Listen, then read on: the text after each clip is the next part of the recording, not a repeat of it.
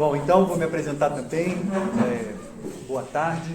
Meu nome é Enio Barreto, eu sou professor do Departamento de Antropologia da UNB.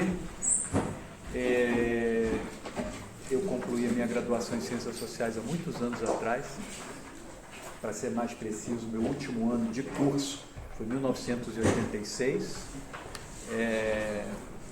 E fiz o bacharelado em Ciências Sociais com área de concentração em Antropologia Social. Era assim que as coisas se organizavam no curso, né? Lá na UFRJ, naquela época, eu venho do Rio. Segui uma trajetória de formação acadêmica bastante quadrada, né? Graduação em Ciências Sociais, mestrado e doutorado em Antropologia. E acabei seguindo a carreira acadêmica até que em 2005, vocês já eram nascidos, certo? Eu suponho. Eu meio que, enfim, para usar de eufemismo, eu fiquei um pouco satisfeito, desconfortável, né, com a antropologia naquele momento, com a vida acadêmica, e fui trabalhar na sociedade civil. Pedi demissão do departamento, já trabalhava aqui, e passei 11 anos trabalhando numa organização na sociedade civil como gestor de programas, e aí deu banzo, saudade de sala de aula, e eu fiz concurso para cá de novo em 2016. Né? Então eu estou na minha segunda temporada da UNB. Tem uma primeira temporada que vai de 94 a 2005/6, e essa segunda temporada de 2016 até o presente momento. Então, assim, em linhas gerais, é isso. Posso tocar o bonde aqui? Toca o seu. Então, beleza. Na conversa com os colegas da Sócios, a gente definiu que a gente vai fazer uma apresentação, né, inicial, falando um pouco sobre, né, a nossa trajetória e tal, e depois teriam as perguntas. Eu até imaginei que a gente ia ser um negócio meio talk show, sabe? Ia ter moderador, a gente ia facilitar duas poltronas aqui e tal. Porque as perguntas não estão bem organizadas, então eu não vou tratar delas na apresentação, tá? Eu vou deixar para o nosso debate. Eu vou fazer lá então. Como eu disse para vocês, eu concluí a graduação em 86 e eu queria enfatizar uma coisa assim, que me parece muito importante, que o Brasil e as ciências sociais eram outras há 40 anos atrás, entendeu? Estou querendo dizer que quando quer que a gente fale em oportunidades, né, de profissionalização na área de ciências sociais, a gente tem que ter história como uma colaboradora, porque o que havia como oportunidades em 86 não é o que há como oportunidades hoje, tá claro? Então eu queria deixar isso assim, bem estabelecido, né? Eu até coloquei aqui, outro mundo, né? Que outro mundo era esse? Era o primeiro ano do primeiro governo civil, tá? Pós-ditadura.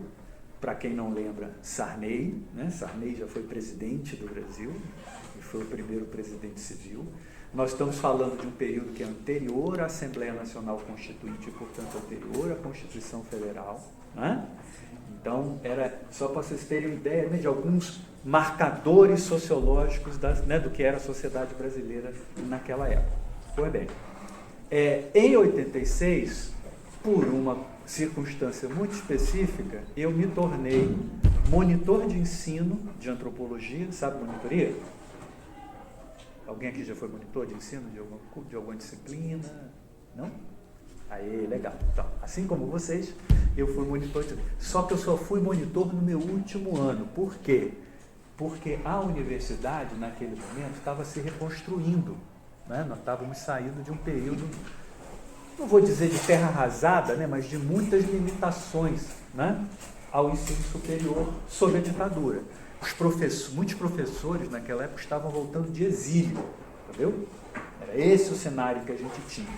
Então, em 86, eu passei 4 anos, né, dentro da universidade, só no último ano apareceu o concurso para monitoria com bolsa. Né? Eu fui selecionado, passei um ano como monitor e, por conta dessa experiência, eu comecei a estagiar, depois fui efetivado como pesquisador júnior, né, num projeto de pesquisa no Museu Nacional da UFRJ, aquele que pegou fogo em 2018. Exatamente, 2018. Obrigado. Então foi nesse último ano que um conjunto de oportunidades apareceram para mim que eu resolvi, tipo, legal, vou nessa direção. Não foi nada assim que eu tenho. Se você perguntasse para mim no final de 85 o que é que eu queria fazer de Ciências Sociais, eu diria para vocês, eu queria fazer um mestrado no IUPERJ, que é o Instituto Universitário de Pesquisa do Estado do Rio de Janeiro, vinculado à Universidade Cândido Mendes, que era o mestrado em Ciência Política que a gente tinha no Rio lá na época. Então, meus interesses eram na área de filosofia política. Mas aí pintou essa oportunidade de monitor, pintou essa oportunidade, né, de trabalhar como estagiário, né, no projeto de pesquisa integrado. Aí eu mudei minha matrícula do primeiro semestre, né? E no segundo semestre cursei quase que exclusivamente disciplinas da área de concentração de antropologia social. Entendeu? Fiz essa opção, assim como o Caio, né, falou que eu fez opção só pelo bacharelado em antropologia, eu fiz naquele momento uma opção por fazer disciplinas em antropologia social, porque as oportunidades que estavam se desenhando para mim eram nessa área. Não era uma coisa assim que você dissesse assim para você que eu vesti a camisa da antropologia em 86. Pode-se dizer que eu fiz isso em 87, mas em 86 ainda não. Então eu tinha preparado aqui uma figura, que depois vocês vão ter acesso, onde eu mostro numa coluna quando foi que eu cursei graduação, mestrado e doutorado, e o que eu fui fazendo profissionalmente, né, ao longo desse tempo. Porque no meu caso, e não só no meu caso, no caso de vários colegas e várias colegas, né, que se profissionalizaram em antropologia, o processo de formação acadêmica se deu paralelamente ao processo de profissionalização. No meu caso, eu comecei como professor em 1991, vocês façam a conta, tenho o quê? 32 anos, né? Com 25 anos de idade, na Universidade Federal do Amazonas, em Manaus. Então, saí do Rio de Janeiro, fui trabalhar em Manaus, né? Então, uma coisa que, assim, não é lição de vida, nem é nada. Estejam abertos para oportunidades que tirem vocês da zona de conforto, né? Porque isso pode abrir caminhos, né, inusitados, né? E você sempre pode voltar de alguma maneira para a zona de conforto depois, né? Então, eu fiz esse concurso, é uma história também muito curiosa, que eu não vou ter tempo de contar. Fui trabalhar em Manaus e em 94, nesse período eu terminei o mestrado, já trabalhando lá, tá certo? Fiz o concurso para cá. Na época que eu fiz o concurso para cá, a vaga que eles estavam oferecendo era para... A carreira mudou, né? Era professor assistente. Tendo mestrado, você podia se candidatar, eu me candidatei. Para minha própria surpresa, passei, fui classificado em primeiro lugar e vim trabalhar aqui na UNB. Durante esse período que eu trabalhei na UNB, na primeira temporada, eu me afasto para cursar o doutorado na USP e volto. Ok? Então, eu estou querendo chamar a atenção para vocês que, no meu caso, houve um entrelaçamento entre, digamos assim, a minha formação acadêmica estrito sensu, né, como antropólogo, como pesquisador, ao nível de pós-graduação, e a minha profissionalização paulatina nessa área. Em 2005, por um conjunto de razões que também vai ficar muito longo falar, eu peço a exoneração da universidade para trabalhar na organização da sociedade civil e passo 11 anos fazendo isso. E depois volto, né?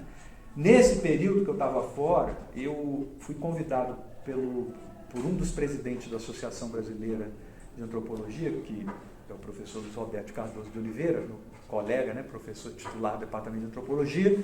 Ele me convida em 2006 para eu, junto com outros colegas, dinamizarmos internamente a associação um debate sobre a profissionalização em antropologia, né? Fora dos marcos acadêmicos. Então, eu montei um grupo de trabalho, a gente fez um conjunto de reflexões, mesas redondas, seminários, oficinas, simpósios, o que vocês quiserem imaginar, em torno desse tema em várias reuniões de antropologia. Deixamos um legado na forma de um relatório com sugestões, inclusive, para alterar o estatuto da Associação Brasileira de Antropologia, algo que veio acontecer alguns anos depois, né? 4 anos depois que o GT encerrou os seus trabalhos, houve uma mudança, né, no estatuto da associação, que deixou de ser né? Ela permanece sendo, mas deixou de ser exclusivamente uma associação científica e passou a contemplar nos seus quadros como sócios efetivos também pessoas que, não obstante não tivessem formação de pós-graduação, tinham uma inserção profissional como antropólogos, né? E isso foi uma alteração assim, de filigrana, foram 2 ou 3 palavras que a gente mudou na definição de sócio efetivo, que permitiu então essa abertura, né? Então, estou contando essa historinha para vocês, um pouco para vocês entenderem, né, de onde eu venho e tal. Eu falei sobre essa coisa, né, de que o Brasil era um outro Brasil naquele momento. Mas eu queria chamar a atenção de vocês também para o fato de que o que parece ser uma trajetória não muito ortodoxa, né, entra e sai do serviço público, vai para a iniciativa, enfim, porque uma organização da sociedade civil, né, a gente tende a achar que não, ela é iniciativa privada, ela é não lucrativa, né? Mas toda associação da sociedade civil é uma associação de direito privado, né, que desempenha, enfim, tem uma missão de interesse público, né? Alguém saberia me indicar uma associação da sociedade civil que é uma associação formada, criada por cientistas sociais, formada por cientistas sociais, que tem uma baita incidência hoje no cenário político, produzindo informações, realizando pesquisa, fazendo litigância estratégica nos tribunais, enfim, e fazendo incidência política no executivo, no parlamento e no judiciário, na área de direitos sociais e reprodutivos, que é sediada aqui em Brasília. Já ouviram falar na Anis Bioética, da professora Débora Diniz? Antropóloga, professora da Faculdade de Direito, hoje aqui, foi durante um tempo do serviço social, né? Podem anotar aí, Anis Bioética, professora Débora Diniz, é uma organização da sociedade civil que tem seu quadro majoritariamente mulheres, né? Que recruta, inclusive, muitas ex-alunas aqui da UNB. Eu acho que praticamente todo o plantel da Anis hoje é de ex-alunas da UNB, de diferentes cursos, né? Psicologia, ciência social, ciências sociais, e tem uma atuação bacana, baita no espaço de profissionalização. Mas, enfim, fecho parênteses. O que eu queria dizer é o seguinte: se vocês tiverem a curiosidade, não estou sugerindo que vocês façam isso, mas se vocês tiverem a curiosidade de ir nos lates dos e das atuais docentes, né? Vou falar da antropologia, que é um quadro que eu conheço mais, né? Vocês vão verificar que algumas dessas pessoas, eu anotei aqui só os que eu lembrava, entendeu? Se eu tivesse esse tempo para meditar mais, talvez eu até iria mais longe. Mas pelo menos mais de 1/4 do departamento de antropologia é composto por docentes que tiveram experiências profissionais, ou na sociedade civil, ou no governo. Vou dizer aqui para vocês alguns que eu lembro. O professor André de Souza Lobo trabalhou muitos anos no ISPN, Instituto de Sociedade, População, Natureza, que foi uma das organizações que se mobilizou para organizar a feira. Não sei se vocês tiveram oportunidade de ir, foi há 2 semanas atrás. 2 semanas? 3. A Feira dos Povos do Cerrado, né? O ISPN é uma organização que trabalha nessa agenda ambiental. A Carla Costa Teixeira, foi minha colega de mestrado, fez mestrado comigo da minha turma. Ela trabalhava já naquela época, no IBASE, né? Uma organização da sociedade civil fundada pelo Betinho, né? Programa Natal Sem Fome, Brasil Sem Miséria, né? Que depois viraram políticas públicas, começam como iniciativa de uma organização da sociedade civil do Rio de Janeiro, né? E a Carla trabalhou no IBASE. E aí eu abro um parênteses, né, nessa listinha que eu elaborei aqui, para dizer para vocês o seguinte, né? A oportunidade de trabalho junto a organizações da sociedade civil naquela época não era tão significativa quanto é hoje, né? Essa foi uma das mudanças. Feche parênteses. O Carlos Alexandre Barbosa Primo dos Santos, que inclusive neste semestre está ministrando um curso, acho que na pós-graduação, se eu não me engano, com foco em laudos antropológicos, né? O Carlão tem uma longa experiência de trabalho na FUNAI, fazendo o quê? coordenando grupos técnicos de identificação de terras indígenas. Fez a mesma coisa na Fundação Palmares, antes do INCRA assumir a tarefa de reconhecimento de direitos territoriais quilombolas. O Gustavo Lins Ribeiro, que vocês não conheceram, nem vão conhecer, porque já se aposentou tem um tempo, foi trabalhar no México. Quando eu cheguei aqui em 94, ele, além de ser professor do departamento, ele presidia uma organização da sociedade civil chamada IEA, Instituto de Estudos Amazônicos. A Silvinha, que é minha colega de departamento hoje, foi minha bolsista de iniciação científica na minha primeira temporada na UNB, trabalhou no IFAM, no Instituto do Patrimônio Histórico e Artístico Nacional, no Departamento de Patrimônio Material. Né? A Soraya Fleischer, né? Que também ministrou essa disciplina, então eu abro até um parênteses para dar o crédito, né? Embora eu tenha ministrado essa disciplina a última vez que ela foi ofertada, acho que fui eu que ofereci, né, como professor, quem criou essa disciplina no contexto da reforma curricular em andamento foi a professora Soraya, Antropologia e Mercado de Trabalho. Né? E a Soraya também tem uma experiência de trabalhar no ISPM. Né? Talvez alguns de vocês conheçam lá da Faculdade UNB de Planaltina, da FUP, uma outra colega antropóloga, a professora Mônica Nogueira, né? A Mônica trabalhou no ISPM, criou a Fundação, né, a Casa Verde, que é uma ONG também. Então, quando você for ver, né, no final das contas, são professores, professoras, acadêmicos, mas se vocês forem olhar na filigrana, vocês vão ver que na trajetória de vários de nós existem experiências profissionais fora da academia. Né? Na trajetória da galera que está aí, digamos, em torno dos 50 e dos 60, né? Essa turma teve essa oportunidade.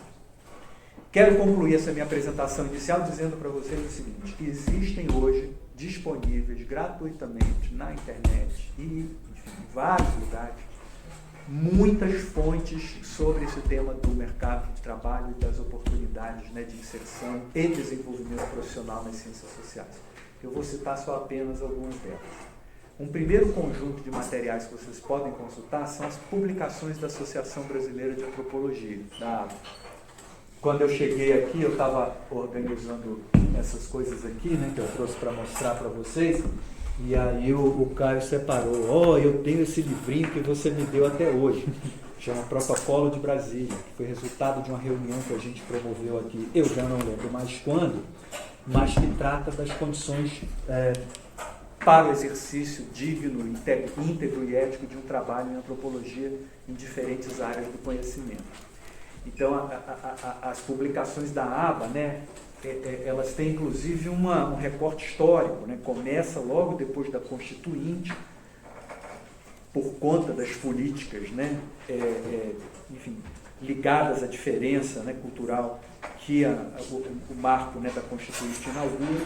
Então tem vários trabalhos, tem um inclusive que chama-se Antropologia Extramuros, né? Novas Responsabilidades Sociais e Políticas do Antropólogo, que foi um seminário histórico realizado lá em Niterói. Então tem muito material lá no site da ABA na parte de publicação. Outra fonte importante são os próprios planos de ensino dessa disciplina. Né? Nós, na antropologia, temos o hábito de pendurar os planos de ensino no nosso site. Então, se vocês forem lá, tem o programa da Soraya, meu programa, enfim, vários programas que têm informações sobre isso. E também os materiais produzidos para as mostras de curso. Alguém já participou da mostra de curso aqui da UNB? Seja como estudante do ensino médio, seja depois como estudante aqui, participando lá da apresentação da mostra de curso? Não? Já assisti. Já assisti como estudante de ensino médio? Não, pior que no primeiro semestre da universidade eu assisti para Perfeito. essa apresentação. Pois é, recomendo fortemente que vocês se envolvam com esse processo da mostra de curso. Né? Parece ser uma coisa meio, que a gente pode dizer, bizarra, né? Mostra de curso, você montar uma vitrine. Tem esse lado também. Mas tem um lado que quando a gente vai se organizar para a mostra de cursos, né, a gente tem a oportunidade de discutir o que a gente vai mostrar do curso, né, para um estudante de ensino médio que quer entender o que são as ciências sociais, o que é a sociologia, o que é a antropologia e tal. E aí a gente produz materiais. Nesses materiais tem muita informação, né, sobre essas oportunidades, né, enfim, de trabalho que não são as ligadas ao ensino da antropologia. Porque durante muito tempo, e eu encerro aqui, basicamente a formação em ciências sociais era o que o Bourdieu chama da lógica da reprodução professoral. Era professor que formava gente que ia virar professor. Né? Mas desde sempre houveram oportunidades, né, de inserção fora do universo acadêmico, fora do universo professoral, eu digo. E eu citei alguns exemplos de colegas de departamento, poderia citar exemplos de colegas de outros departamentos de outras universidades, mas como a gente está na UNB, vou me limitar aqui. Bom, teria mais coisas a dizer, mas eu vou me guardar aqui para a parte das perguntas aqui, tá bom? Era isso, muito obrigado, estou à disposição de vocês, né, caso vocês queiram, enfim, tirar qualquer dúvida, fazer qualquer pergunta. Bom, agora eu passo a palavra para o Caio, que também é aluno da UNB, também se formou em antropologia, só que decidiu levar outro caminho, né? Vamos saber mais da sua apresentação. Bom, tá bom. Obrigado, gente, pela oportunidade de estar aqui. Quando eu fiz o meu curso lá em 2017, na verdade eu formei em 2017, eu entrei em 2013, então já tem 10 anos que eu entrei na UNB pela primeira vez. E eu não tive nenhuma experiência assim para falar sobre mercado de trabalho num formato parecido com esse. Eu tive a oportunidade de fazer antropologia e mercado de trabalho com a professora Soraya. Ela, inclusive, da nossa turma, fez um artigo que está publicado, caso vocês queiram ler. Acho que é muito fácil de encontrar. Mas a gente não teve essa experiência de debater sobre mercado de trabalho. E ao longo desses anos, uma coisa que me chateou profundamente foi, poxa, eu escolhi com tanto carinho, tanto amor fazer antropologia, achei que isso ia ser um curso foda, e realmente é. Mas eu acabei vendo que meus colegas acabaram virando professores de inglês, baristas, claro. Massoterapeutas. Terapeutas de reiki também, tarólogas, assim vai. E assim, eu não tenho problema nenhum em pensar, em falar isso, se essa foi, de fato, a escolha dessas pessoas. Eu quero fazer antropologia para depois virar taróloga, por exemplo. Mas eu fiquei me remoendo bastante, porque eu me vi na situação de que eu fiz antropologia e não estava conseguindo nada. Eu não conseguia nada. Nada mesmo.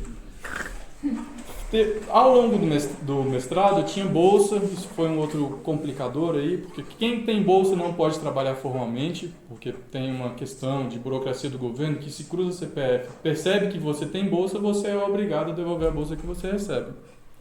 É um absurdo financeiro para quem tem que devolver a bolsa, né? A gente já ganha pouco com a bolsa, na minha época ainda estava em 1.500 a bolsa de mestrado. Isso foi um problema. E aí depois ainda foi outro problema, porque eu descobri que para entrar no mercado de trabalho, as pessoas precisavam ter experiências no mercado de trabalho.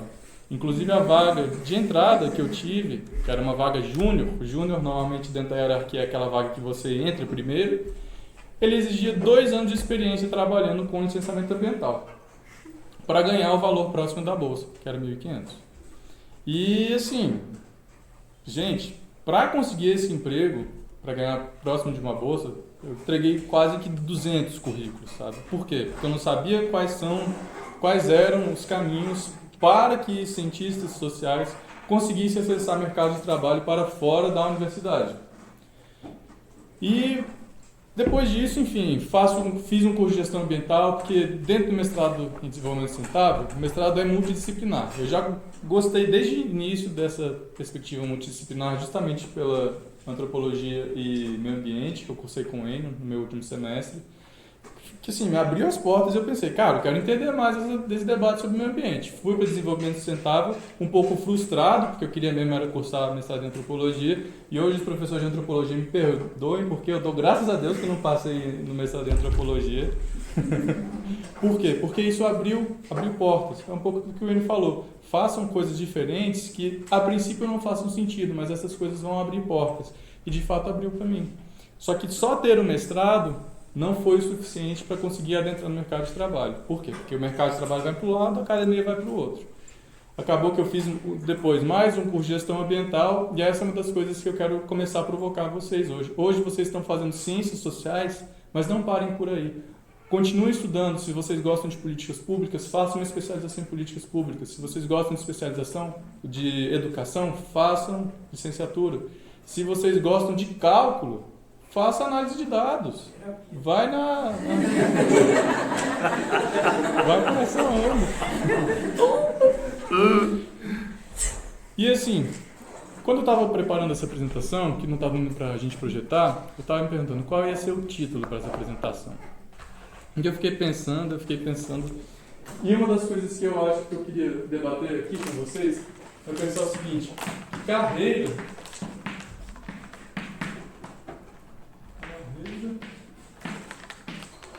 é totalmente diferente de profissão.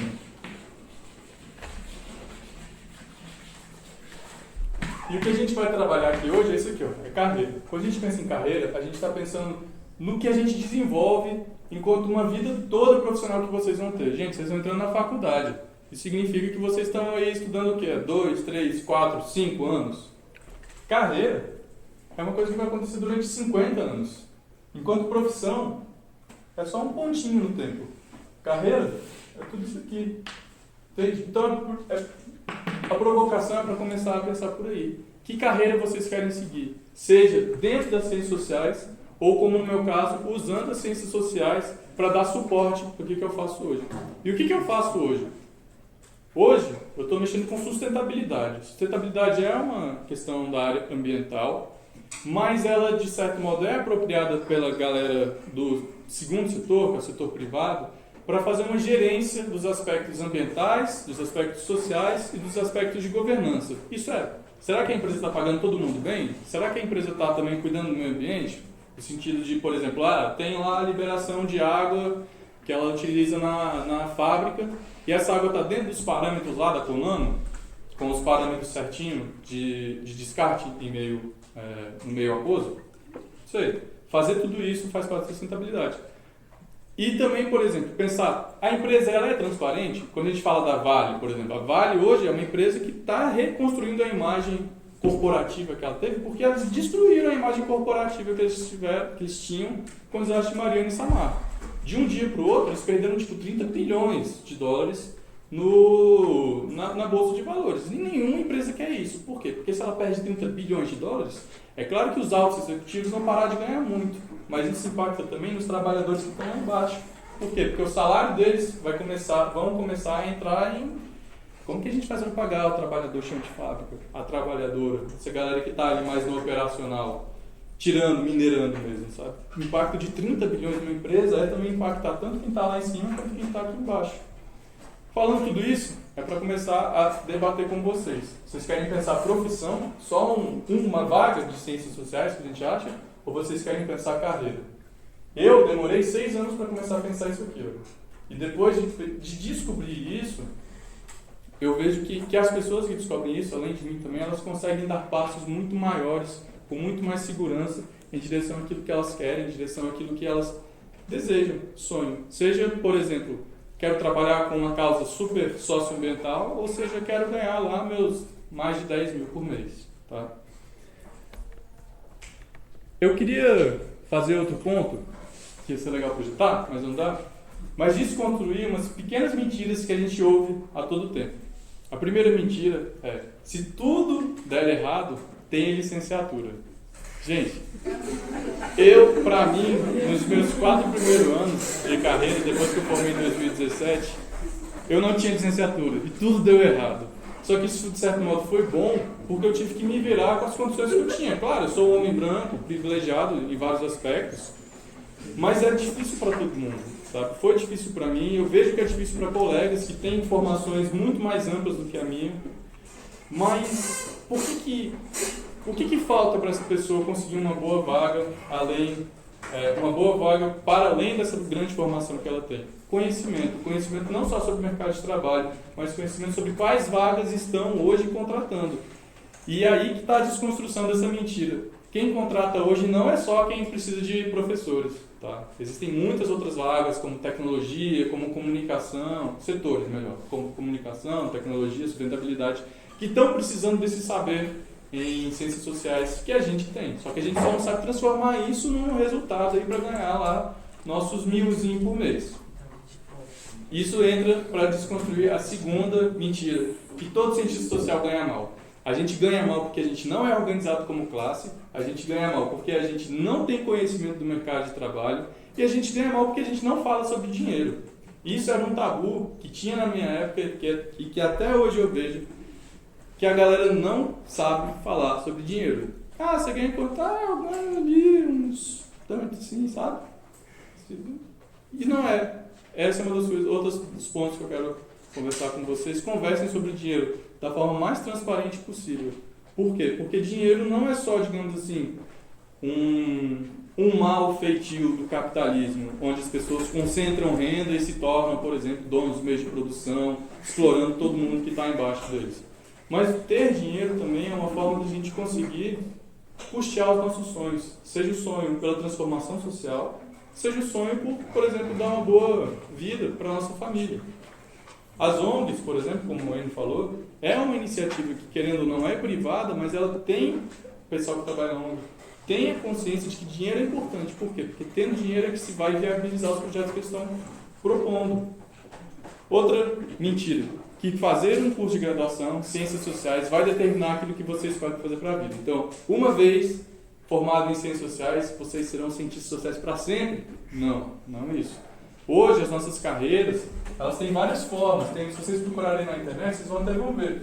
E tem carreiras que são em Y, carreiras que são em W, e vão falando de outras coisas. Por exemplo, a Y é quem vem com conhecimento operacional e no momento escolhe ser gerente, conseguir gerenciar equipes, ou se tornar cada vez mais especialista num assunto. Quanto mais a gente faz mestrado, doutorado, a gente mais fica especialista num assunto. Mas se a gente quer coordenar uma equipe, por exemplo, para fazer qualquer coisa que seja, não dá para a gente fazer um doutorado para ficar super especialista em tal assunto. A gente tem que conseguir construir conhecimentos para quê? Para fazer gestão de projetos, fazer gestão de pessoas, fazer gestão orçamentária, saber ali utilizar uma ferramenta como o Excel, por exemplo, ou um software de processamento de informações, e assim vai. E a última mentira que eu quero desconstruir é que não tem emprego. Isso eu vou deixar para desconstruir daqui a pouquinho. E a mensagem para deixar é que é o seguinte: a gente, enquanto profissionais, enquanto estudantes, temos que conhecer todas as oportunidades, todas as possibilidades de atuação de um cientista, de uma cientista social, para ter possibilidade de escolha, para não entrar naquilo que eu falei mais cedo. Tipo, por exemplo, os colegas fizeram formação em ciências sociais, adoraram o curso, mas hoje ninguém consegue trabalhar com isso. Por quê? Porque a opção que tinha financeiramente mais viável no momento era, sei lá, virar barista. Outra coisa que eu queria mostrar para vocês aqui é o seguinte: o mercado de trabalho hoje ele é dividido em 3 setores. O primeiro setor, o segundo setor e o terceiro setor. O primeiro setor são governos. O segundo setor são empresas privadas. E o terceiro eu posso chamar de, sei lá, sociedade civil. Aqui entra o que todo mundo conhece: FUNAI, UNB, INCRA, Ministério da Cultura. Privado entra, sei lá, Coca-Cola, Vale, Suzano, todas as empresas que tem por aí. Sociedade civil: Instituto Socioambiental, o ISPN, Greenpeace, assim vai. E o ponto legal é que sempre tem interseções entre cada um deles. Por exemplo, interseções entre governo e instituições privadas são, por exemplo, o Sistema S, Senai, Senac. A interseção entre instituições privadas e da sociedade civil são tipo fundações Boticário, fundações Natura, que são todas empresas meio que criam uma ONG. E a interseção entre governo e sociedade civil, pelo desenho que eu tenho aqui, são tipo fundações públicas, conselhos regionais e assim vai. Outra coisa que eu queria debater aqui com vocês, que foi... Eu estava debatendo isso com a minha esposa e ela achou polêmico, mas eu vou apresentar para vocês e vocês decidem se vocês querem acreditar nisso ou não. Lembrando, eu não estou aqui apresentando nenhuma verdade para ninguém, então decidam o que vocês querem ter como algo que faz sentido ou não. Conhecer um pouquinho mais, não tem problema. Mas eu diria que isso aqui, esse gráfico aqui, é tipo um desenho do que garante a nossa empregabilidade. Eu achava que só a parte do conhecimento era suficiente para garantir uma boa empregabilidade. E eu investi muito nessa parte de conhecimento. Fiz o curso de graduação, depois eu fiz o mestrado, depois eu não entrei no doutorado, e aí por vários negócios eu vi que só isso aqui não estava rolando. Eu precisava de outra coisa. Que é isso aqui, ó. Networking. É conhecer pessoas. Às vezes a gente conhecer uma pessoa que está iniciando, por exemplo, uma empresa e ela precisa de um antropólogo para ajudar ela a tocar em qualquer aspecto social que o antropólogo possa trabalhar. Pronto. Só por ter conhecido uma pessoa que está iniciando um empreendimento, olha só que legal, essa pessoa está transformando um pouco a sociedade e está precisando de profissionais para entrar nessa área. Quem que ela vai chamar? Aquelas pessoas na qual ela conhece. Então essa é a importância de conhecer pessoas. Gente, vamos dizer aqui, assim, por exemplo, eu vou abrir uma empresa e eu vou precisar contratar 20 cientistas sociais, porque esse é o motivo de existir da minha empresa. E está dando lucro. Quem vão ser os 20 cientistas sociais que eu vou convidar? Vão ser aqueles que estão mais frescos na minha memória. Então, gente, se conheçam, troquem relacionamentos sempre, sempre, sempre, porque é isso que ajuda. E aqui o motivo que deu polêmica lá em casa é isso aqui, ó, sorte. Por quê? Porque às vezes a gente não está no lugar certo, na hora certa. Às vezes, por exemplo, a vaga que abriu, sei lá, por qualquer motivo que seja, eu escolhi fazer um mestrado em tal assunto e deixei de fazer no outro assunto. E a vaga que abriu era no outro assunto, sabe? Ou até mesmo, sei lá, outros aspectos da sorte. Eu estou em Brasília e não estou em São Paulo.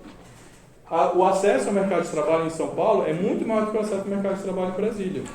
Então, será que por que eu estou em Brasília? Por que eu nasci em Brasília e não em São Paulo? Sabe? São essas coisas inexplicáveis, assim, que entram um pouco nesse aspecto da sorte. Podem dar qualquer outro sentido para isso, seja aleatoriedade, vontade de Deus, vontade do universo, vontade dos orixás, assim vai.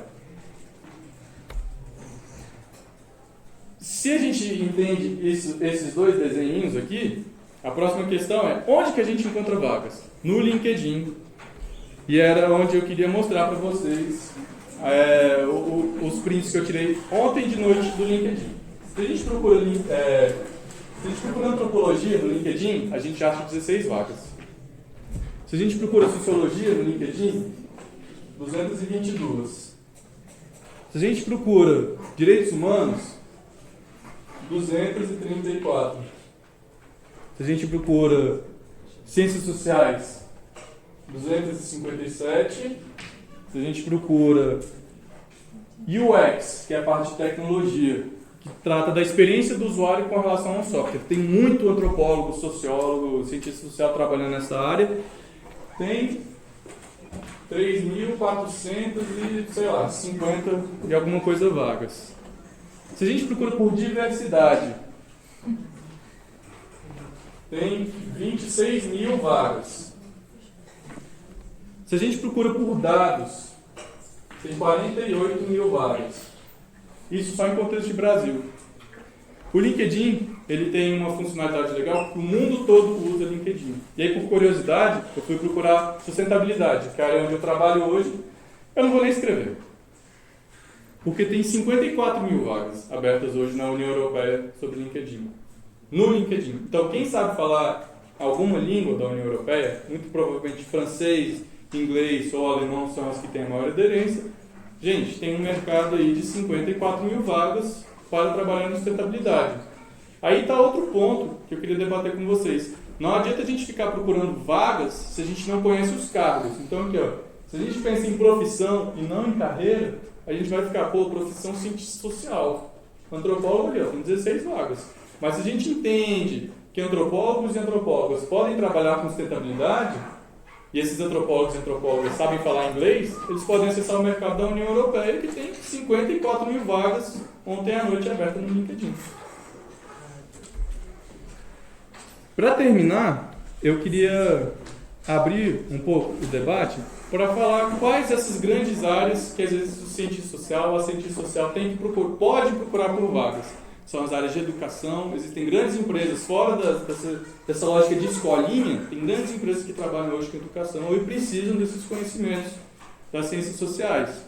Meio ambiente, trabalhando com licenciamento ambiental, com educação ambiental, tem consultorias especializadas para isso, também contratam os profissionais que formam o nosso curso. É claro, além do concurso público, que todo mundo conhece, seu primo passou no concurso, essas coisas que todo mundo ouve, por que você não estuda e tal? Tem vaga na FUNAI, Ministério da Cultura, universidade, assim vai. As ONGs, como ele já explorou bastante, mas também aspectos da comunicação. Por exemplo, semana passada eu estava trabalhando numa empresa, acho que eu mudei agora recentemente, inclusive hoje é o primeiro dia que eu estou começando um emprego novo, que trabalhava com comunicação. Hoje eu estou trabalhando numa empresa que era da área de tecnologia. E essa empresa que era da área de comunicação, olha só que legal, eles viam que eu escrevia legal, escrita. Todo cientista social, em teoria, sabe escrever. Então, por que a gente não consegue entrar numa empresa de comunicação e escrever um artigo para uma pessoa que quer publicar uma revista? O artigo para essa pessoa que escrever era vice-presidente de uma empresa grande, sabe? E assim, eu nunca pensei, na graduação, em ter essa oportunidade.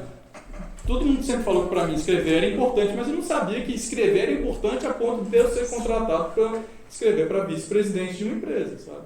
E assim, isso está aberto para todo mundo. Em teoria, na prática já são outros parâmetros. Sustentabilidade e ESG. Que ESG é essa gerência de aspectos sociais, ambientais e de governança. Também áreas que contratam bastante hoje são diversidade, equidade e inclusão. Também contrata hoje muito a tecnologia. E outro setor, assim, que pode ter bastante aderência, mas ninguém gosta de falar, porque dinheiro às vezes é um tabu, entrar nessa lógica do mercado capitalista às vezes é um tabu, querendo ou não, empreender. E como que a gente empreende? Esse é o primordial, até botei aqui, primordial, empreendedorismo. A gente hoje vive numa sociedade que vende conhecimento. Gente, vocês já leram quantas páginas desse semestre, sabe? Vocês devem ter lido pelo menos mais de 200 já, a gente está mais ou menos no início do semestre. Se vocês leem, sei lá, 2.000 páginas por semestre, vocês têm ali e claro, conseguem aprender em cima disso, vocês têm um conhecimento ali que, de certo modo, ele pode se transformar em um empreendedorismo. Por exemplo, vou dar um exemplo bem prático. Tem uma colega minha, cientista social, que inclusive foi minha mentora, e essa mentora, eu entrei nela justamente por isso, porque ela entendeu como funcionava o LinkedIn, que é onde tem essas tanto de vaga aqui, e vende cursos super baratos, a ponto assim de R$200, se a pessoa não tiver condições financeiras, tem bolsa social também, para aprender a mexer no LinkedIn e para conseguir acessar esse universo de vagas. Mas não só isso, hoje o conhecimento move muito do trabalho. Então, às vezes, conhecer, saber por onde vai, como que a gente consegue monetizar esse conhecimento, seja fazendo curso, seja abrindo uma ONG, por exemplo, querendo ou não, ONG também é um empreendedorismo, alguém teve que ter uma iniciativa ali privada para conseguir manipular todos esses aspectos ali de negócios, de captação de recursos, para impactar positivamente no meio ambiente. No meio ambiente não, em qualquer área temática, né, das ONGs. Ferramentas para ajudar nesse processo são o LinkedIn, eu ia colocar aqui também um mapa de carreiras, que é um site, se vocês jogarem no Google Mapa de Carreiras, vocês vão ver uma super nuvem dentro da tela do PC, e cada bolinha que compõe essa nuvem é uma carreira. A gente vai ter informações nesse site sobre a composição das vagas, no sentido de tantos por cento são homens, tantos por cento são mulheres, as principais palavras-chave que estão no currículo desses profissionais, quanto que ganha um profissional nesse cargo que vocês ficaram lá, início de carreira, meio de carreira, melhor, início de experiência, um pouco mais ou menos experiente e experiente. Outro site é o Glassdoor, que a gente consegue conhecer empresas, entender como funcionam os processos seletivos da empresa, conhecer quanto que cada cargo dessas empresas estão pagando, estão ganhando. Também fazer mentorias. Mentorias é uma ferramenta que, assim, como eu falo, né, depois de 4 anos as coisas só começaram a dar certo, porque no meu ponto de vista, eu comecei a fazer mentoria e entender como se dava esses aspectos que não são falados dentro de sala de aula. Que ninguém fala. Gente, eu fiz... Se a galera falasse disso na universidade, a maioria dos meus colegas hoje não estava pendurado. Sabe? Pendurado no sentido assim, eu queria tanto estar trabalhando com uma área melhor. Eu entrei na área da educação, sou professor de Secretaria de Educação. Por quê? Porque não tive nenhum aconselhamento, era a única oportunidade que tinha, sabe? Então, assim, esses aspectos da mentoria hoje são muito legais. Tem mentorias que são gratuitas, tem ONGs que trabalham com mentoria, dando as mentorias gratuitas. Tem mentores e mentoras que dão mentorias também a custos mais baixos. E também a última dica, vou até escrever aqui para vocês, é esse negócio aqui,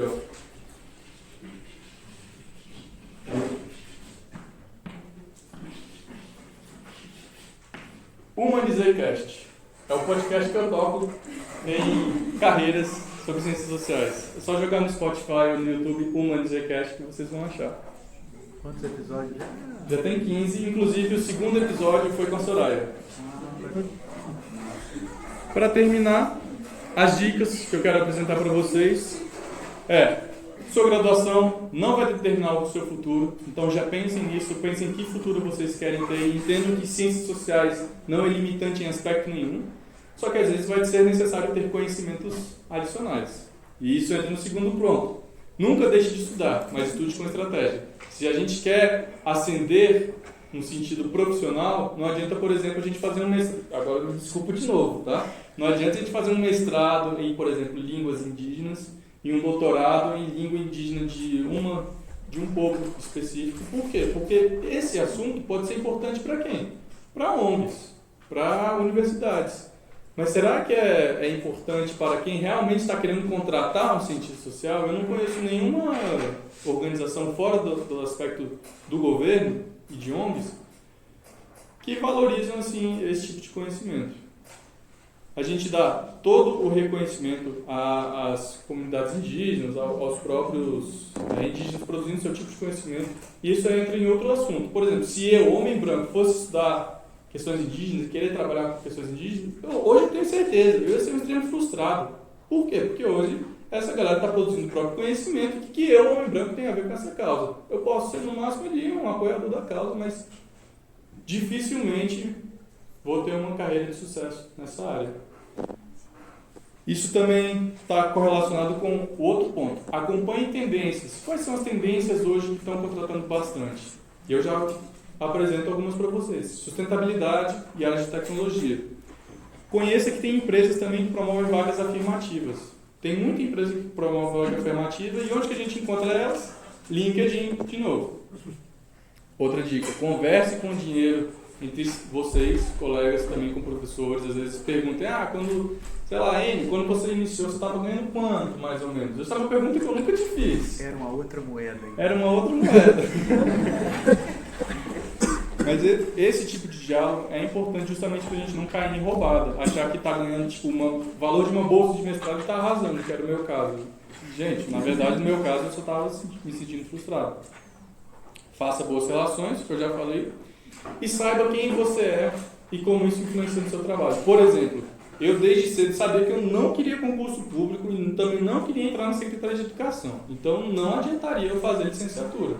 Queria explorar outros ambientes. Se eu tivesse escolhido licenciatura indo contra essa ideia de quem eu sou, eu tenho certeza, eu também estaria extremamente frustrado hoje.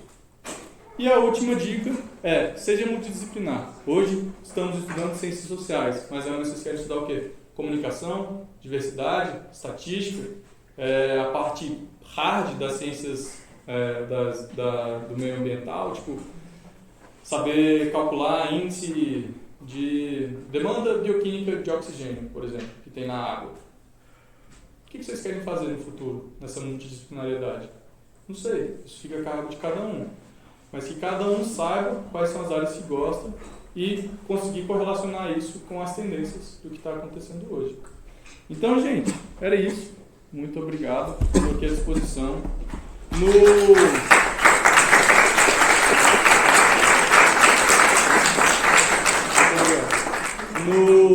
No que eu ia projetar tem aqui meu e-mail.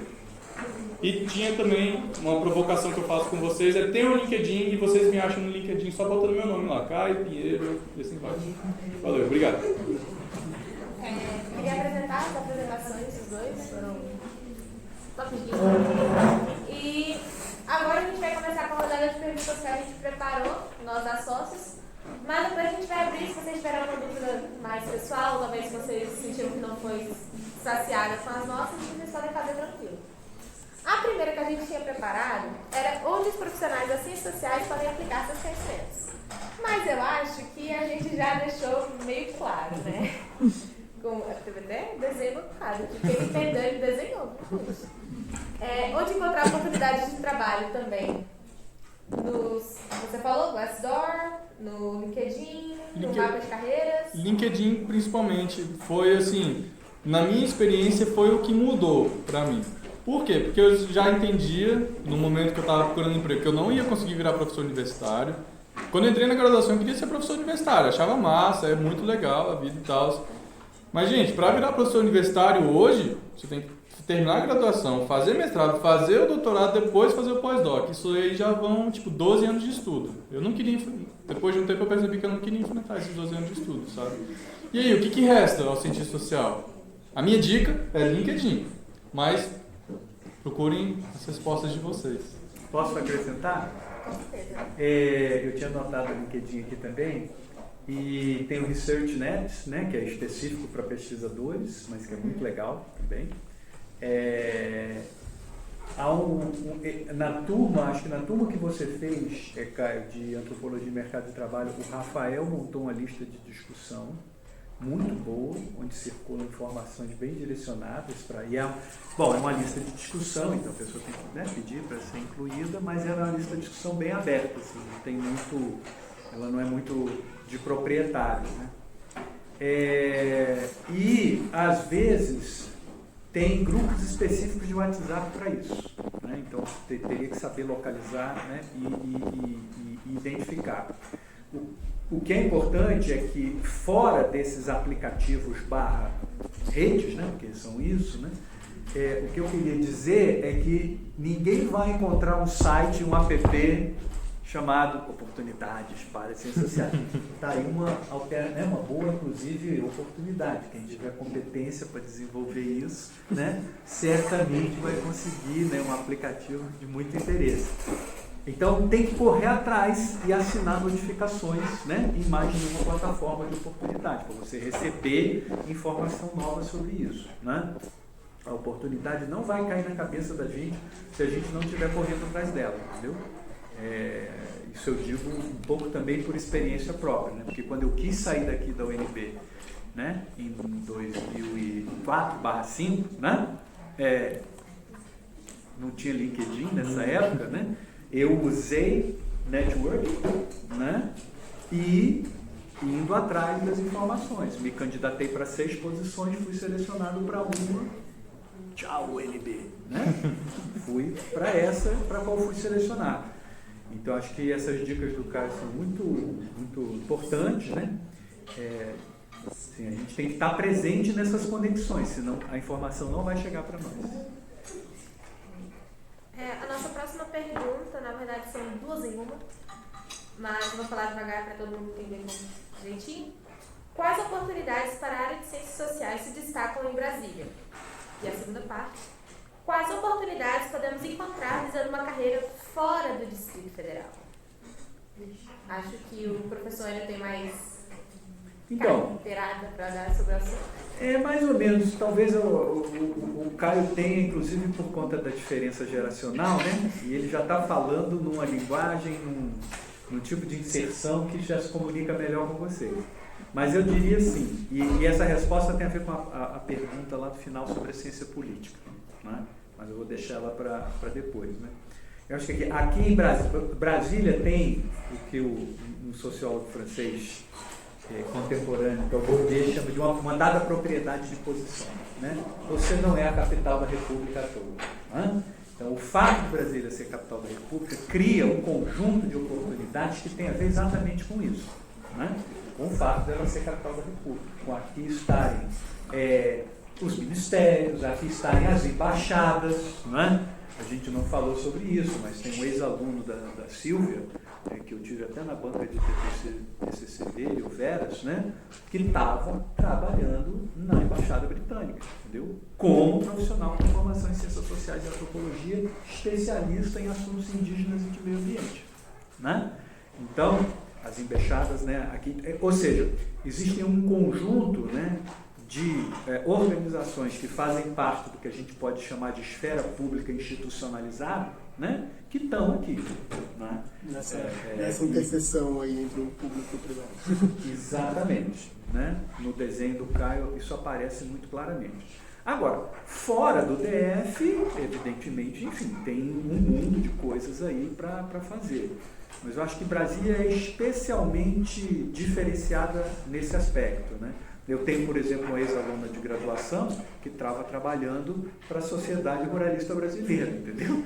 Enfim, sonhos que as pessoas fazem, mas contratada como antropóloga, profissional de ciências sociais, né? Por quê? Porque a representação da Sociedade Ruralista Brasileira está aqui. Os grandes sindicatos, né? Onde é que estão os grandes sindicatos? Aqui em Brasília também. Confederação Nacional dos Trabalhadores da Educação, a CNTE da FUD, está lá, a sede do CONI, entendeu?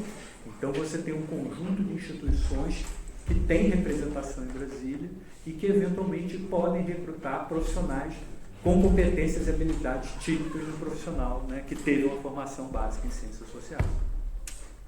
Posso complementar? O que a gente falou é totalmente isso. Brasília é o local, digamos assim, para ONGs, sindicatos, também tendo essa articulação com, por exemplo, Congresso, Senado. Inclusive, alguns colegas meus hoje trabalham em consultorias especializadas nessa questão de conseguir construir dados para apresentar para um político, apresentar uma tese, por exemplo, defender um ponto de vista no Senado, na Câmara. Existem consultorias especializadas para isso, o pessoal de ciências sociais tem aderência nisso, o pessoal de ciência política tem mais aderência nisso do que a gente, mas é uma oportunidade em aberto. As ONGs são uma oportunidade em aberto. E agora, falando para oportunidades de fora, a gente tem que entender que o Brasil tem eixos econômicos muito bem estabelecidos. Eixo Rio-São Paulo é um dos grandes eixos, então, assim, os colegas que eu tenho conectados no LinkedIn que trabalham com ciências sociais, todos eles acho que têm essa dimensão do mercado de trabalho muito mais na ponta da língua do que a gente. Por quê? Porque elas estão inseridas num contexto muito diferente do nosso. Enquanto esse nosso contexto privilegia vagas da sociedade civil, vagas para trabalhar no Congresso e na Câmara, lá se privilegia o mercado de trabalho dessas iniciativas privadas ou sociedade civil privada, né? Mas hoje, depois da pandemia, muita coisa mudou. Muita coisa mudou para melhor, eu vejo. Por quê? Porque, por exemplo, a vaga que eu estou hoje, muitos colegas estão hoje também, eu vejo, são vagas totalmente remotas. A gente consegue, então, trabalhar hoje, atualmente. Por exemplo, eu trabalho com a minha cachorra no meu pé, sabe? Basta ter ali o computador ligado, conexão à internet, e a empresa hoje na qual eu estou trabalhando faz parte desse eixo Rio-São Paulo. Então, assim, hoje, já que a sociedade como um todo se tornou bastante digitalizada, virtualizada, o mercado de trabalho também. Não adianta a gente só procurar, então, posições presenciais. Procurem posições remotas. E, às vezes, até posições que são, digamos assim, modelo híbrido, se a empresa, se a ONG que trabalha, sei lá, a ONG que trabalha no Pará gosta muito do seu perfil, ela pode mudar esse escopo dessa vaga que é híbrido, que é presencial, para dar conta de te contratar remotamente. Falando nesses aspectos, por exemplo, hoje a Amazônia também é um grande polo que concentra cientistas sociais. Por quê? Justamente pela efervescência da pauta socioambiental. Tem bastante ONGs, iniciativas internacionais que contratam cientistas sociais para trabalhar lá na Amazônia. O PRO vai estar trabalhando como ciência social na Amazônia. O Contra vai estar trabalhando, às vezes, na Amazônia. E o contexto de infraestrutura da Amazônia é tipo assim, você vai para, sei lá, Manaus. De Manaus você tem que pegar uma balsa. Da balsa você ainda tem que andar 2 horas para chegar lá na comunidade, sabe? Então, assim, o Brasil é muito grande, tem oportunidade de todo tipo acontecendo. A gente precisa conhecer um pouco dessas oportunidades. E por aí vai. Desculpa, eu posso complementar e fazer um aviso, assim, entendeu? A gente vai estar passando para vocês com um panfleto agora do nosso processo seletivo, né? Do processo seletivo das sócios. A gente, enquanto empresa júnior, produz esse tipo de atividade e estamos com o nosso processo de trainee aberto justamente para que a comunidade do curso se interesse em participar. Nele tem o link do nosso Instagram, onde você pode acessar mais informações e se inscrever caso vocês queiram.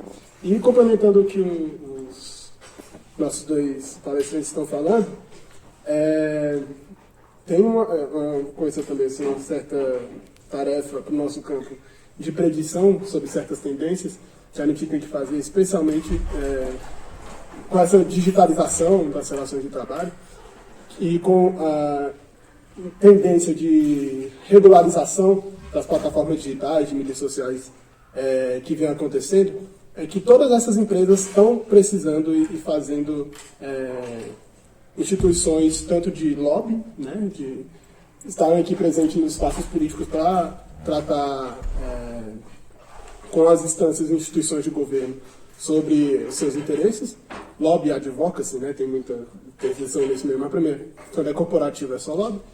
Mas também a análise de impacto sobre como essas redes sociais têm afetado o nosso campo e a sociedade de forma geral. A análise de impacto dos algoritmos sobre como eles afetam as pessoas. Todas essas empresas, a partir das regularizações que estão por vir, vão ter que apresentar esse tipo de dado, e a gente tem expertise para se colocar nesse campo de trabalho que hoje em dia é dominado por publicitário e comunicador social. Justamente assim, uma área que necessita dos nossos conhecimentos e que gera tantos problemas justamente porque as pessoas que trabalham nessa área hoje não avaliam a importância de você entender, ter conhecimentos que a gente conseguiria aplicar nesse campo. Realmente, assim, não é um campo que existe no Brasil ainda, e que a gente ainda não regulou, mas como isso é inevitável, vai acontecer uma regularização, seja ela mais branda ou mais severa, nos próximos anos isso já deve estar acontecendo. Para quem tem esse interesse, queira fazer uma especialização, ou queira buscar expandir seus conhecimentos nessa área, também ficar atento que, eventualmente, devem surgir muitas vagas para a gente se aplicar nesse campo, que é muito importante, gente. Assim. Com certeza. Já passando para a próxima pergunta, vem cá, e as perspectivas salariais dessas áreas que vocês falaram aí? Quanto que é, mais ou menos, para a gente ter uma noção, já que é tão importante falar de dinheiro?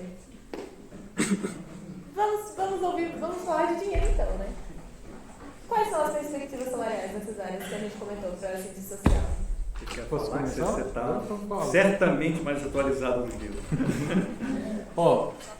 Esse debate ele é complicado, por quê? Porque não dá para pensar quanto que ganha a cientista social. Justamente por quê? Porque quando a gente joga ciências sociais, a antropologia tem 16 vagas, sabe? Então não tem e ainda mais, o nosso mercado não é regulado. Quando a gente pensa, por exemplo, a profissão das enfermeiras, dos enfermeiros, eles acabaram de passar aquela discussão do piso salarial. Quanto que o enfermeiro, a enfermeira ganha, o mínimo que ele ganha. A gente, ciência social, tem isso? Não, a gente não tem isso.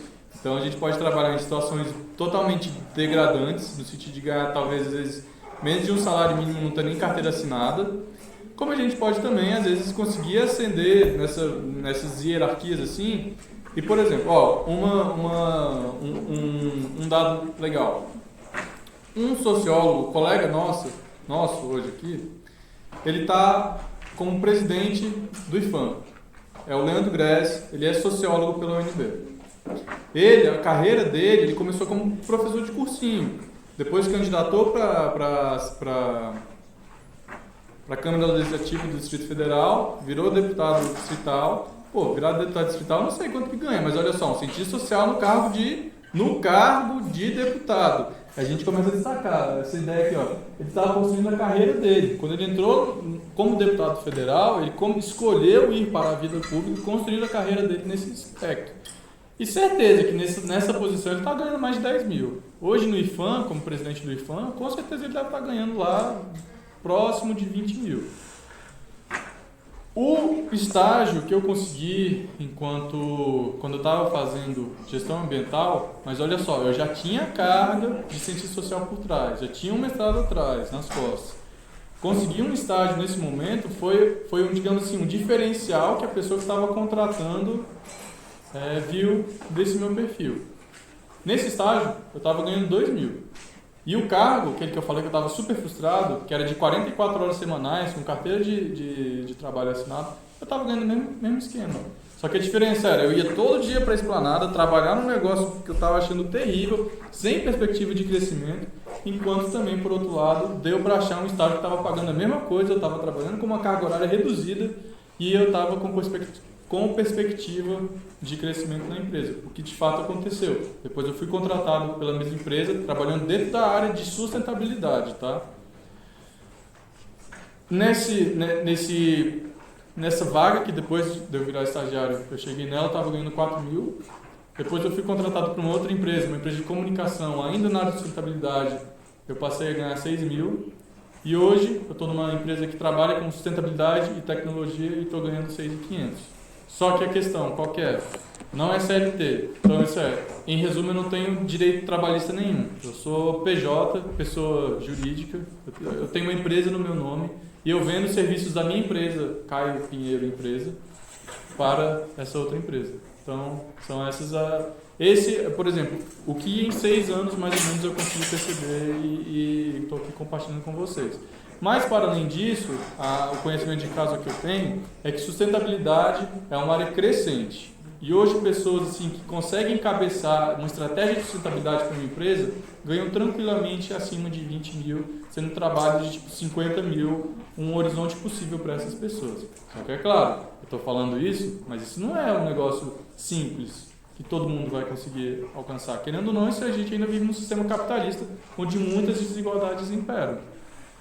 Mas uma perspectiva salarial que a gente tem nesse contexto da sustentabilidade é mais ou menos disso. Contextos diferentes, como tecnologia, hoje, pagam tranquilamente 6 mil, 10 mil para profissionais de início de carreira. E o que é profissional de início de carreira? Pode ser vocês que formaram ciências sociais e estudaram 6 meses de programação. Vocês podem estar ganhando aí entre 6 e 10 mil. Mas é claro, não como cientistas sociais, mas como pessoas que usam ciências sociais como um pano de fundo para outras habilidades que o mercado hoje pede. Por aí. Então, você diria que não necessariamente é para cientista social, é para quem tem a capacidade de ser cientista social. Exato. Uma das vagas que eu ia mostrar aqui, inclusive, deixa eu achar aqui rapidinho. É uma vaga de UX Researcher, que é pesquisador de experiência do usuário. É uma pessoa que praticamente, sei lá, quando a gente abre o Instagram, ou qualquer aplicativo, tem uma pessoa atrás que está estudando como que torna esse aplicativo mais fácil para todo mundo manipular. Muitas pessoas que estão nesse cargo são cientistas sociais, justamente por essa capacidade de traduzir mundos e de absorver percepções. E essas pessoas de UX hoje estão ganhando essa faixa aí, entre 6 mil, 10 mil, depende do nível de experiência e tal. Mas essa vaga que eu achei, o que ela estava falando, que eu achei muito legal. O primeiro requisito de responsabilidade que a pessoa que entrar para a vaga vai fazer é o quê? Pesquisa etnográfica focada em produtos físicos, como planner, conduzir e liderar pesquisas etnográficas aprofundadas para obter insights valiosos sobre como os usuários interagem com os produtos. Quem está fazendo isso? Uma pessoa que tem o conhecimento de ciências sociais. Ela é contratada como cientista social, como antropóloga? Não, não é. Ela é contratada como UX Researcher. O professor quer fazer algum comentário? Não. Talvez um comentário meio atravessado, que é o seguinte. Mesmo quando você faz, por exemplo, essa pesquisa que o Caio fez, né, sobre as oportunidades de vaga, né, por áreas, você digita o termo, né, e o LinkedIn devolve, né, os hits, né, para o termo, elas precisam também ser problematizadas, porque, como ele falou, né, não necessariamente o seu encaixe vai ser nas 16 vagas de antropologia. Pode ser em qualquer das vagas desse percurso mais geral, em função do que a gente tem uma expressão em inglês que chama job description, né? Em função da descrição da tarefa do que você vai fazer, né? Que no final das contas é o que interessa, né? Quem está te contratando, ele vai descrever, ó, a pessoa contratada fará, aí ela descreve, você tem que ler e dizer, bom, eu me encaixo nisso aqui ou eu não me encaixo nisso aqui, e não necessariamente fará trabalho de antropólogo, né? Tem uma descrição mais precisa, específica e detalhada, né, do que vai ser a tarefa. Vou dar um exemplo bem doméstico, assim, caseiro, para vocês. Hoje, no departamento de sociologia, tem, do meu conhecimento, pelos menos 5 docentes que a formação básica e a trajetória de formação deles e delas é em antropologia, no departamento de sociologia. Sabem quem são? A Jaqueline, uma delas. Quem mais? No Sol tem que eu conheço, pode ser até que tenha mais, entendeu? Esses eu não sei quem são. A Tânia Mara, a mais antiga, né? Não, a Tânia Mara mais recente, foi orientada do Jorge, na tese de doutorado sobre uma aparição da Virgem, né? Numa cidade do interior de Minas. O Dimitrov, antropólogo também, do Eduardo, na área de sociologia da cultura, mas basicamente, né, o título do doutor dele é Antropologia pela USP. A Aide, antropóloga também, né? E, salvo o melhor juízo, o Tiago. Né? Então você tem uma nova geração de professores dentro do SOL que passaram recentemente em concurso, né, para a sociologia, cuja formação básica e em nível de doutorado é em antropologia. Né? Então eu estou chamando a atenção para vocês que não necessariamente esses encaixes são perfeitos, entendeu? Eles são clean, entendeu? Ao contrário, tem muito ruído, aresta e brecha para ser explorado. Né? Ponto.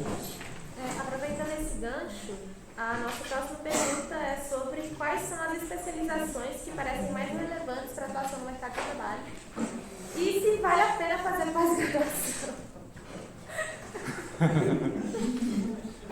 É o que eu falo. A gente tem que pensar de uma forma estratégica. Por exemplo, não adianta a gente querer alcançar uma vaga numa empresa de tecnologia e estar estudando, sei lá, a aparição de uma imagem sagrada, por exemplo. Por quê? Porque são conhecimentos que todos fazem sentido dentro do contexto que eles são requisitados. E a gente precisa então entender quais são esses contextos que hoje contratam e quais são as expectativas que quem está redigindo a vaga espera da pessoa. Por exemplo, nessa vaga aqui de UX Researcher, vale a pena a pessoa se especializar em antropologia, se especializar em pesquisa etnográfica. Por quê? Porque ela entendeu que tem um ponto no mercado de trabalho que está precisando da pessoa que tem esse conhecimento. Outro exemplo. No meu caso, fez muito sentido eu fazer um curso de gestão ambiental porque eu sabia que a área ambiental, por essência, é multidisciplinar. Que eu preciso entender, ao mesmo tempo, da relação dos povos indígenas com a natureza, como eles promovem, por exemplo, a preservação e unidades de conservação, ao mesmo tempo que eu tenho que entender o valor da biodiversidade e a carga de agrotóxicos que estão presentes na coleta do monitoramento de água.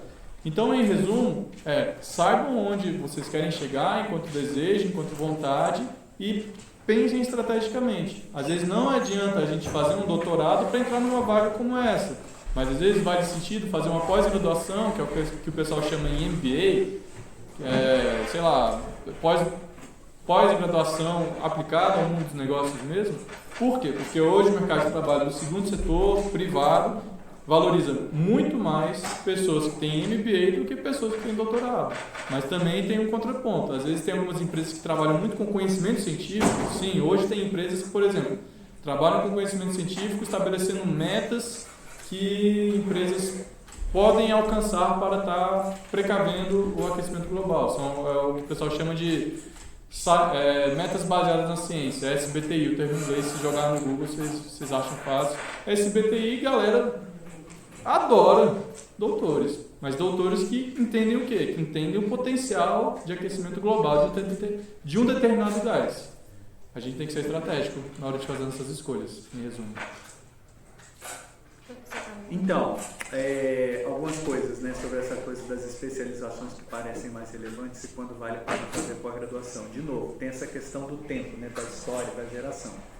Quando eu fiz, né, bacharelado em Ciências Sociais, há 40 anos atrás, se costumava dizer, se entendia que a antropologia, a sociologia, a ciência política eram especializações das ciências sociais.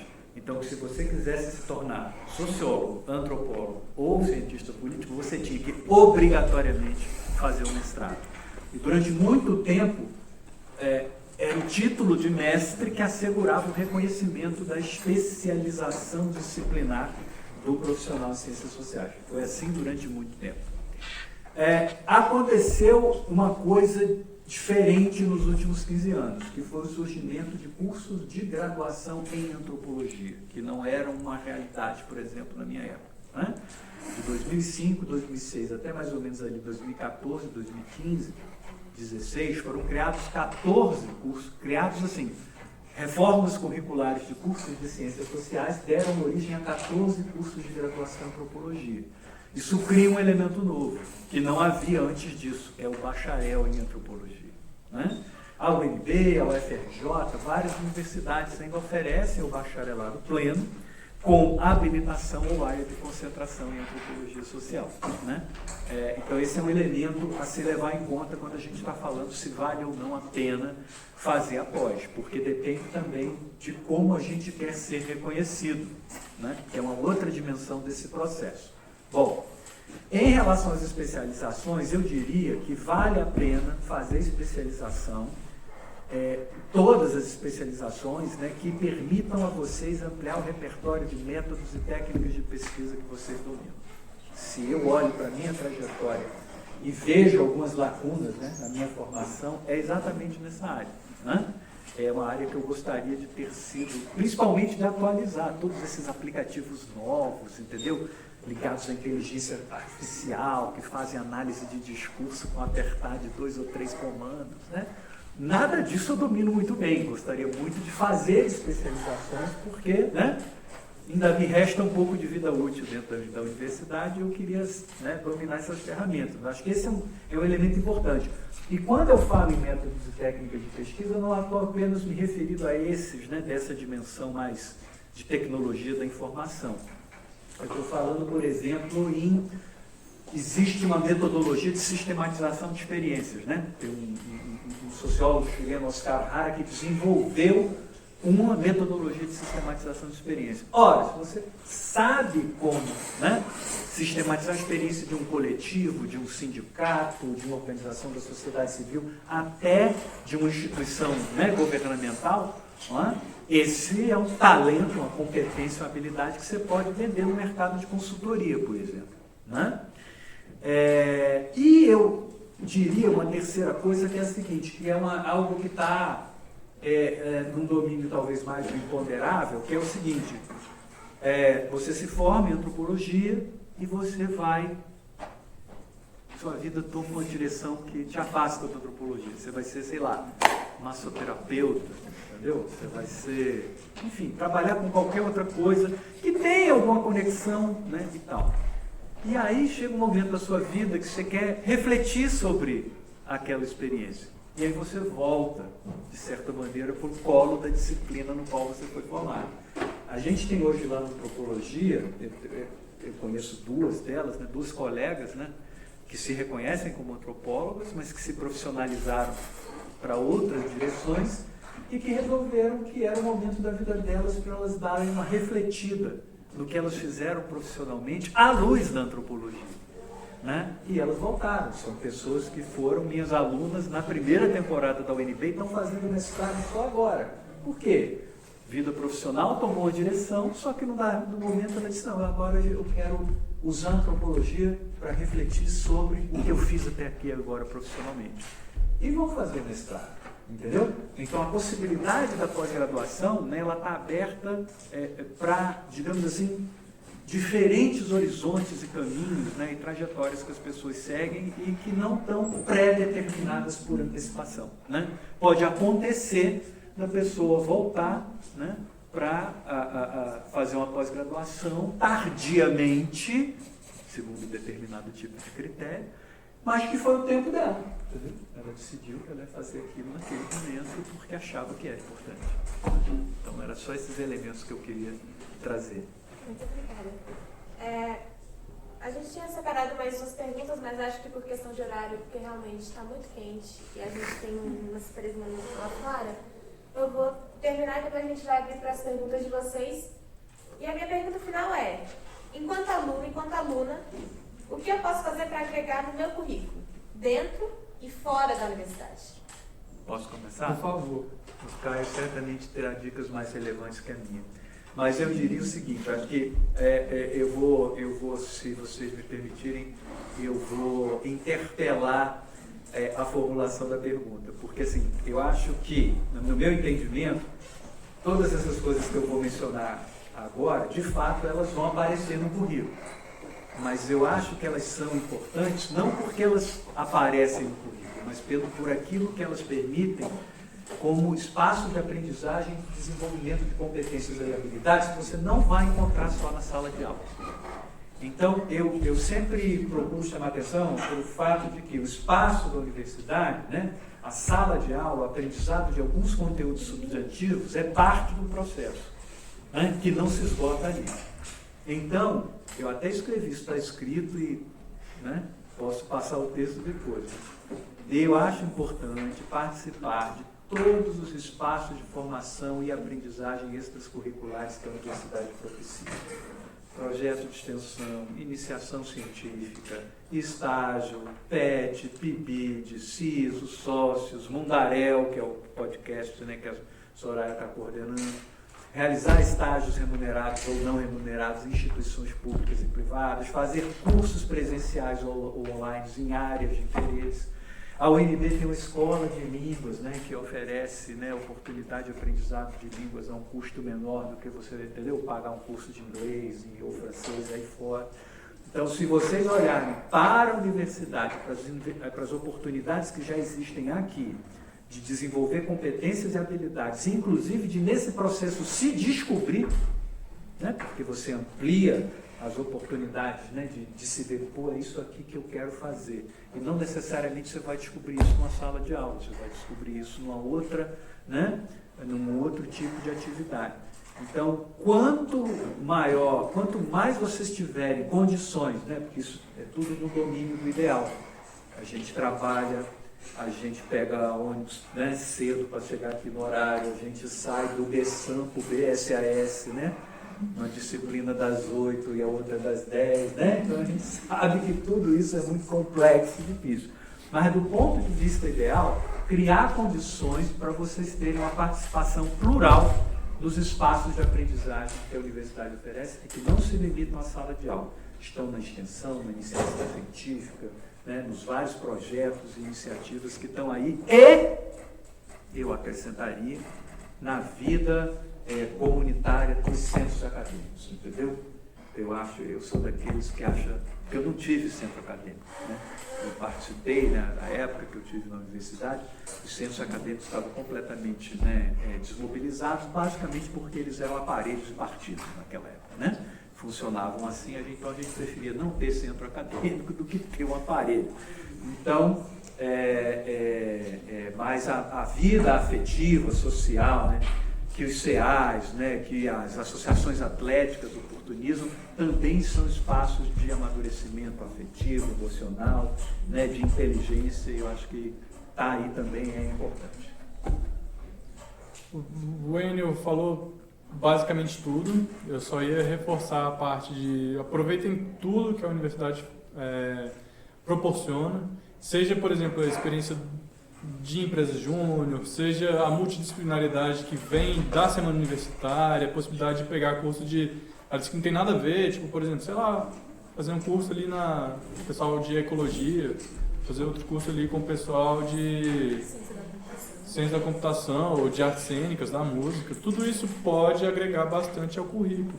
E outro elemento que eu falo bastante para o pessoal da Sócios é o seguinte: consigam traduzir as habilidades que você tem para dentro do currículo, porque às vezes a gente sabe muita coisa, fez muita coisa, mas não sabe traduzir esse momento no tempo numa atividade que vai ser escrita para o currículo. Por exemplo, o pessoal estava aqui organizando esse evento, eu falei, gente, vocês podem colocar a organização de evento no currículo de vocês, porque a organização de evento é um negócio que volta e meia, empresas que têm essa lado de comunicação, de realização de eventos precisam.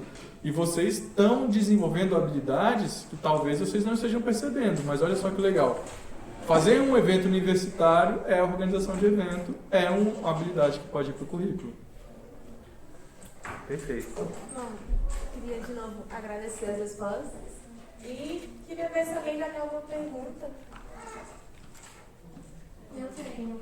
Em questão da oportunidade de estágios nessas áreas de infância, agrário, eu acho que é bem escondido, assim, né? O único acesso que eu tenho é pelo CIE, que aparece dos ministérios e afins. Sabe me informar no local onde eu posso ficar por dentro desses estágios, desses processos seletivos, no caso, né?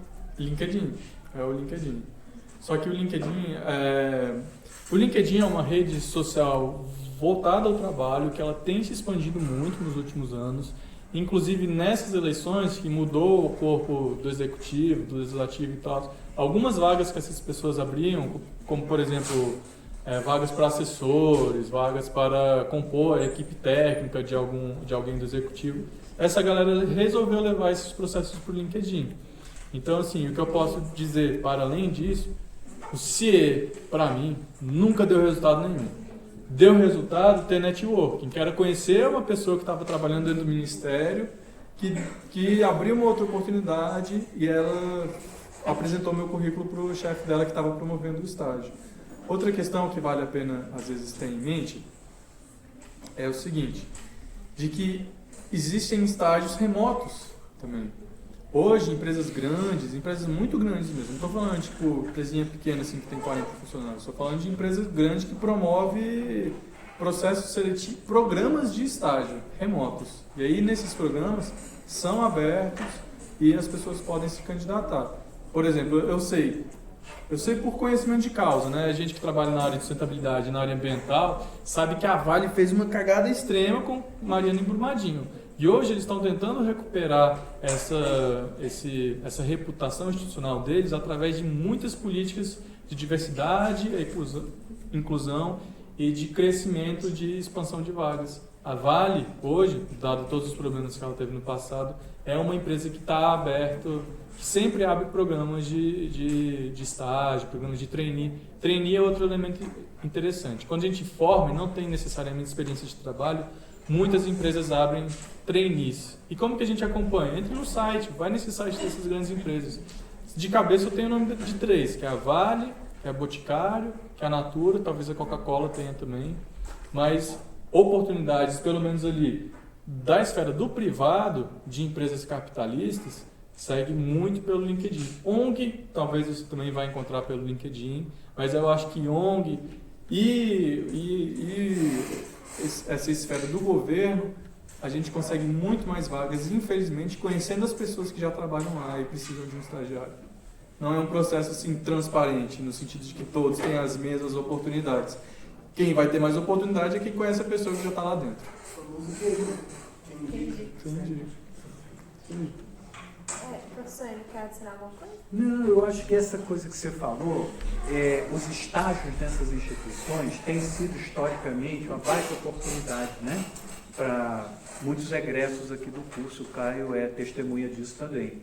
Então, a quantidade que a gente tem hoje, por exemplo, olha para a composição atual do Departamento do Patrimônio Material do IFAM, por exemplo. Lotado de ex-alunos aqui, das ciências sociais, da comunicação, da história, né? Concursados, entendeu? Estáveis, né?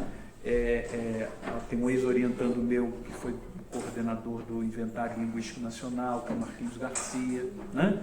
Então, e tem várias pessoas lá, né? Recentemente, quem estava lá como estagiária era até a ex-presidente da Associação dos Acadêmicos Indígenas aqui, da UNB, que é filha da Naira, né? Acho que é o nome dela. Então, assim, tem muita gente circulando, e assim como tem o IFAM, tem a FUNAI, tem o INCRA, né? Algumas organizações da sociedade civil têm programas de estágio também, de voluntariado, né? Então, tá ligado nessas oportunidades, entendeu? Tá nas redes, vê e, enfim, se for do interesse e tal, né? Se candidatar, né? Apresentar por curtinho, que seja o currículo, às vezes é isso mesmo, a pessoa está querendo uma pessoa que seja até não muito madura, né? Para poder crescer e, enfim, ser socializado ali naquele universo institucional daquela organização.